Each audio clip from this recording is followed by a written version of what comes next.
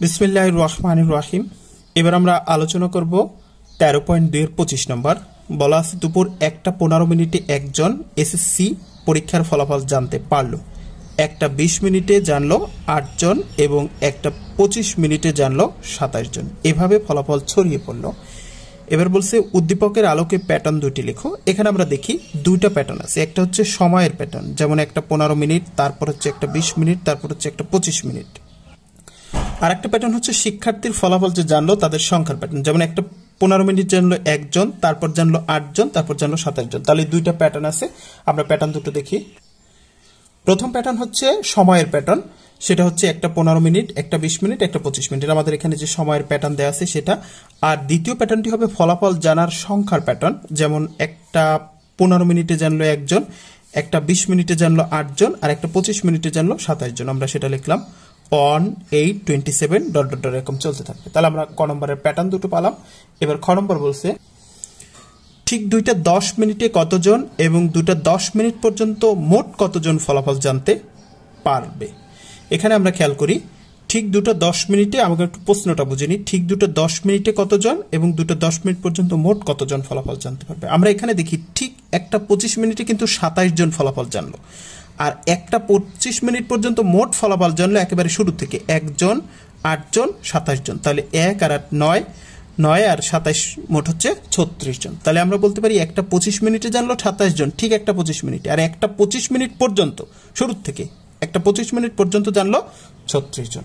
তাহলে এইটার মতো ঠিক এখানে বলছে 2:10 কতজন বের ফলাফল জানছে তাই, আর 2:10 পর্যন্ত মোট কতজন জানছে সেটা বের করতে বলছে। তাহলে আমার এজন্য এই যে সংখ্যার যে ধারা আছে, যে তথ্য, এখান থেকে আমরা দুটো ধারা পাবো। আমরা একটু দেখি।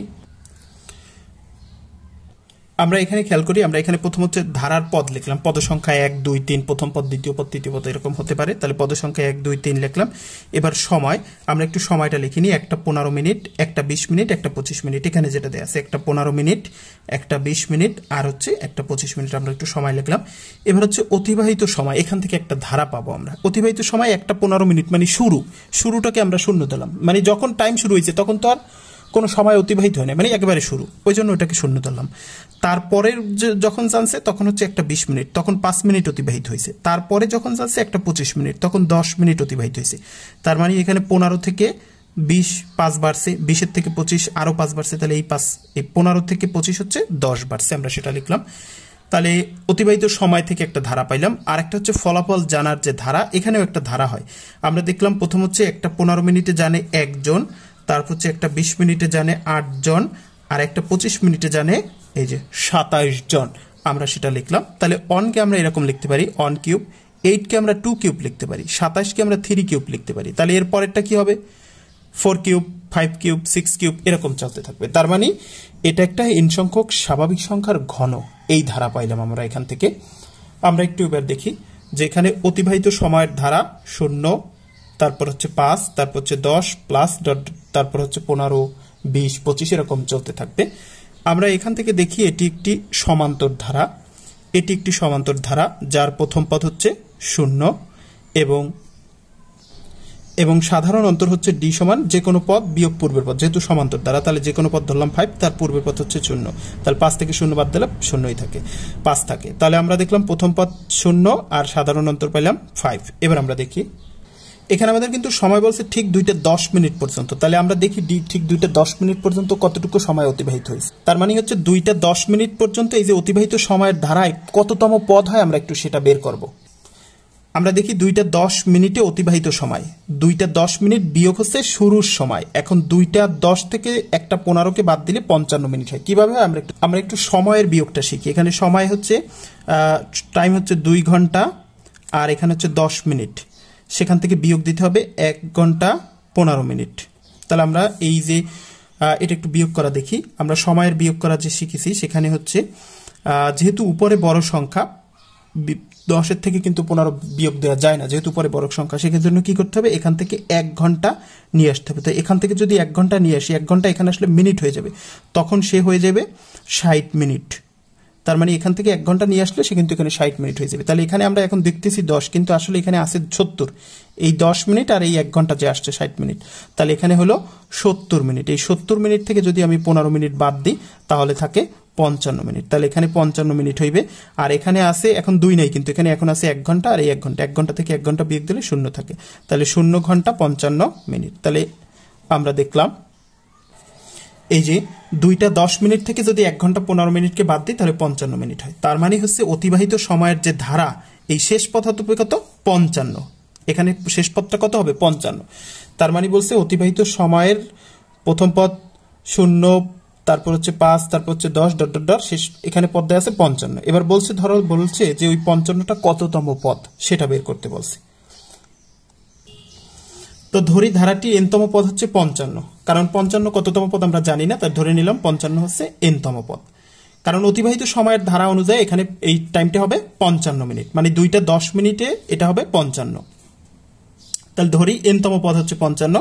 এখন এনতম পদের সূত্র কি? যেহেতু সমান্তর দ্বারা a plus n minus 1 into d equal to 55।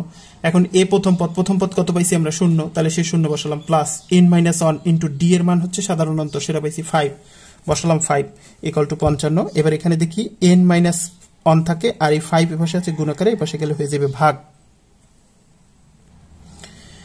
এরপর n এ পাশে 55 এর যদি 5 দিয়ে ভাগ করি তাহলে থাকে 11, আর এই n অন ছিল এ পাশে মাইনাস, এ পাশে গেলে হয়ে যাবে প্লাস, তাহলে 11 যোগ 1 সমান 12। তার মানে হচ্ছে এই ধারাটির 12তম পদ হচ্ছে 55।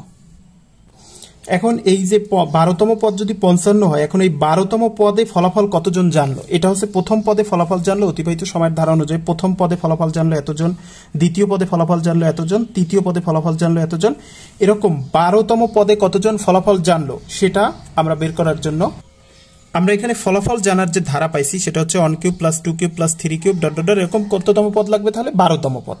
তাহলে আমরা দেখলাম অতএব 12তম পদ হবে কত? যে কোনো পদ, প্রথম পদের কিউব, দ্বিতীয় পদের কিউব, তৃতীয় পদের কিউব, তাহলে 12তম পদ হবে 12তম পদের কিউব। তাহলে 12তম পদের যদি ঘন করি তাহলে আসে 1728। তার মানে হচ্ছে যে ঠিক 2টা 10 মিনিটের সময় 1728 জন ফলাফল জানতে পারবে, কারণ 2টা 10 মিনিটের সময় যে পদটা হবে সেটা হচ্ছে 12তম পদ, এবং 12তম পদের যদি ঘন করি তাহলে ঠিক 2টা 10 মিনিটের সময় 1728 জন ফলাফল জানতে পারবে। এবং এখন বলছে যে ওই সময় পর্যন্ত মোট কতজন ফলাফল জানতে পারবে। যেহেতু এই ধারাটা হচ্ছে একটা ঘন, n সংখ্যক স্বাভাবিক সংখ্যার ঘন, তাহলে n মানে কত? এখানে 12, 12টা সংখ্যার ঘন এর সমষ্টি যদি করি, তার মানে শুরু থেকে 12 পদ পর্যন্ত কতজন ফলাফল জানতে পারছে সেটা আমরা পাবো। তাহলে আমরা জানি প্রথম n সংখ্যক ঘন এর সমষ্টি, আমরা ঘন নির্ণয়ের যে সমষ্টির সূত্র শিখেছি সেটা ছিল কি? n ইন্টু n প্লাস 1/2 তার হোল স্কয়ার। এটা কিন্তু n সংখ্যক স্বাভাবিক সংখ্যার ঘন নির্ণয়ের যে সূত্র আমরা শিখে এসেছি একেবারে শুরুর দিকে। ইন্টু আমরা এখানে দেখি আমাদের তো n সংখ্যক পদ না, এখন পদের সংখ্যা কত? এই যে ঘন কততম পদ পর্যন্ত যাবে? 12তম পদ, কারণ 2টা 10-এ বাঁচবে, কততম পদ হবে? 12তম পদ, 2টা 10। তাহলে n এর জায়গায় আমরা লিখলাম 12 সংখ্যক ঘন এর সমষ্টি, আমরা n এর জায়গায় লিখলাম 12 ইন্টু 12 প্লাস 1/2, আমরা 2 দিয়ে যদি কাটি 6 দুগুণে 12, তাহলে এখান থেকে 6 আর 12 আর 1 যোগ করলে হয় 13, তাহলে 6 আর 13 গুণ করলে হয় 78, 78 এর স্কয়ার করলে হয় 6084 জন। তার মানে ঠিক 2টা 10 মিনিট পর্যন্ত মোট 2টা 10 মিনিট পর্যন্ত মোট এতজন ফলাফল জানবে, আর ঠিক 2টা 10 মিনিটে জানবে এতজন। এটা আমরা পেলাম। তাহলে এক নজরে আমরা অ্যান্সারটা দেখি। খ নম্বরের টোটাল উত্তর এই হয়ে গেল আমাদের খ নম্বর। এবার আমরা গ নম্বর দেখব। গ নম্বর বলছে কয়টার সময় 6,75225 জন ফলাফল জানতে পারবে, মানে কয়টার সময় এতজন ফলাফল জানতে পারবে, মানে মোট ফলাফল শিক্ষার্থীর সংখ্যা দেওয়া আছে যে কতজন জানতে পারবে, কিন্তু টাইমটা আমাদের বের করতে বলছে, অর্থাৎ সমষ্টি দেওয়া আছে, আমাদের n এর মান বের করতে বলছে। এখন আমরা জানি যে ফলাফল জানার যে ধারাটা সেটা কিন্তু n সংখ্যক স্বাভাবিক সংখ্যার ঘন, সেইটা ব্যবহার করে n এর মান কোন সময় এটা হবে আমাদের সেটা একটু দেখতে হবে। আমরা দেখি, এবার আমরা দেখি খ নং হতে পাই অতিবাহিত সময়ের ধারা। আমরা খ নং এ পাইছিলাম অতিবাহিত সময়ের ধারা 0, 5, 15, 20 ডট ডট এরকম চলতে থাকবে, আর ফলাফল জানার যে ধারা পাইছিলাম সেটা হচ্ছে 1 cube plus 2 cube plus 3 cube dot dot এরকম একটা পাইছিলাম। এখন এখানে বলছে ফলাফল জানার প্রথম n সংখ্যক পদের সমষ্টি, এটা আমরা মনে করি ফলাফল জানার প্রথম n সংখ্যক পদের সমষ্টি, কারণ যেহেতু ঘন আছে তাহলে প্রথম n সংখ্যক ঘন এর সমষ্টির সূত্র এটা, আর ফলাফল জানার যে ধারা সেটা হচ্ছে কিন্তু ঘন এর নিয়ম মেনে চলে। সেজন্য আমরা লিখলাম যে মনে করি ফলাফল জানার প্রথম n সংখ্যক পদের ঘন এর সমষ্টি বা এই সমষ্টির সূত্র, আমরা এটা লিখলাম। এবার এইটার কিন্তু সমষ্টির মানটা দেওয়া আছে, প্রশ্নে বলা আছে, প্রশ্নে কিন্তু কতজন ফলাফল জানবে সেটা কিন্তু দেওয়া আছে। তাহলে আমরা এটা লিখি, প্রশ্ন মতে এটা সমান এটা, বা এবার এখানে বর্গ আছে, বর্গটা এই পাশে গেলে রুট হয়ে যাবে, আমরা এই পাশে রুট করে লিখলাম। এবার হচ্ছে এটার যদি রুট করি ক্যালকুলেটর থেকে এই মান আসে। এবার এখানে দেখি 2 এপাশে ভাগ আকারে আছে, এপাশে গেলে হয়ে যাবে গুণ, তাহলে আমরা লিখলাম n × n + 1 = এই 2 এপাশে নিয়ে গুণ করলাম। এবার 2 দিয়ে যদি গুণ করে দিই তাহলে এটা হয়, আর এখানে n দিয়ে যদি গুণ করি n² + n হয়। এবার আমরা এটাকে এপাশে নিয়ে আসলাম। এবার আমরা দেখি এটা একটা আছে মিডল টার্মের সিস্টেমে যায়, তাহলে মিডল টার্ম যদি করি আমরা n² প্লাস এই n এখানে আছে প্লাস n আর মাইনাস এটাকে যদি আমরা ভাঙাবো এমন ভাবে যাতে যোগ বিয়োগ করলে মাঝখানেরটা হয় আর গুণ করলে যাতে শেষেরটা হয়। আমরা যদি 71 আর 70 দিয়ে ভাঙাই তাহলে 71 আর 70 দিয়ে ভাঙালে 71 থেকে যদি 70 চলে যায় তাহলে 71টা n থেকে 70টা n চলে গেলে একটা n থাকে, প্লাস n থাকে, আর 71 আর 70 গুণ করলে 4970 হয়। এবার আমরা দেখি এখান থেকে n কমন যায়, n + 71, আর এখান থেকে -70 কমন যায়, তাহলে এখানে থাকে n প্লাস 71 = 0। এখন এখান থেকে n + 71 কমন যায়, তাহলে এখানে থাকে n - 70 = এখানে আমরা দেখি দুটি সংখ্যার গুণফল 0, তাহলে হয় এটা সমান 0 অথবা এটা সমান 0। এবার এখানে দেখি n এর মান হয় -71 আর এখানে হয় n = 70, কিন্তু n = -71 গ্রহণযোগ্য নয়, কারণ n মানে n হচ্ছে পদ সংখ্যা, এটা হচ্ছে প্রথম পদ, দ্বিতীয় পদ, তৃতীয় পদ, আর পরে n-তম পদ। এখন পদের সংখ্যা তো আর ঋণাত্মক হতে পারে না, এই জন্য n = -71 গ্রহণযোগ্য নয়। সুতরাং ধারাটির 70টি পদের সমষ্টি হবে এত। তার মানে এইরকম যদি যেতে থাকে, এরকম 70 কিউব যখন হবে সেটার মান হবে এটা। এখন অতিবাহিত সময়ের ধারা থেকে পাই 70তম পদ কত, a + n - 1 × d, আর 70তম পদ হবে কত, এটা n-তম পদের সূত্র, n-তম পদের সূত্র a + n - 1 × d। তার 70তম পদের সূত্র কত হবে, এটা আমরা দেখি, এটা n-তম পদের সূত্র, অতএব 17তম পদ, 70তম পদ হবে কি a প্লাস এ তো 0 প্লাস n এর জায়গায় হবে 70 -1 × d হচ্ছে 5, তাহলে সেটা লিখলাম 5। তাহলে আমরা এটা দেখলাম 70 থেকে 1 গেলে থাকে, 70 থেকে যদি 1 যায় তাহলে থাকে 69 এর যদি আমরা 5 দিয়ে গুণ করি তাহলে আসে 345 মিনিট। তার মানে 345 মিনিট যদি অতিবাহিত হয় তাহলে এতজন ফলাফল জানতে পারবে। তাহলে আমরা সেটা লিখলাম যে অর্থাৎ এতজন ফলাফল জানতে পারবে যখন 345 মিনিট বা 345 মিনিটে হয় 5 ঘন্টা 45 মিনিট, সেটা আমরা লিখলাম 345 মিনিট বা 5 ঘন্টা 45 মিনিট অতিবাহিত হবে। তখন সময় হবে কত, তখন সময় হবে, আমরা দেখি শুরুর সময় ছিল 1:15 মিনিট, মানে একেবারে ফলাফল জানা শুরু হয়েছে 1:15 মিনিট থেকে, আমরা সেটা লিখলাম প্লাস এই যে 5 ঘন্টা 45 মিনিট সেটা আমরা যোগ করলাম, কারণ এতজন তো ফলাফল জানবে 5 ঘন্টা 45 মিনিট সময় যখন অতিবাহিত হবে। এবার আমরা 5 ঘন্টা 45 মিনিট এখানে যুক্ত করি, তাহলে দেখলাম 1:15 সাথে 5 ঘন্টা 45 যুক্ত করলে 7টা হয়। অর্থাৎ শুরুতে যদি 7টার সময় 1:15 মিনিটের সময় যদি একজন ফলাফল জানতে পারে, আমাদের প্রশ্নে দেয়া ছিল, এখানে কিন্তু প্রশ্ন দেয়া ছিল দুপুর 1:15 মিনিটে, তার মানে ফলাফল জানা শুরু হয়েছে 1:15 মিনিট থেকে। এরকম যদি যায় এর 7 ঘন্টা যদি অতিবাহিত হয়, অর্থাৎ সন্ধ্যা 7টা যদি বাজে, তখন এতজন ফলাফল জানতে পারবে। এভাবে আমরা 25 নম্বর প্রশ্নের অ্যান্সার করতে পারি।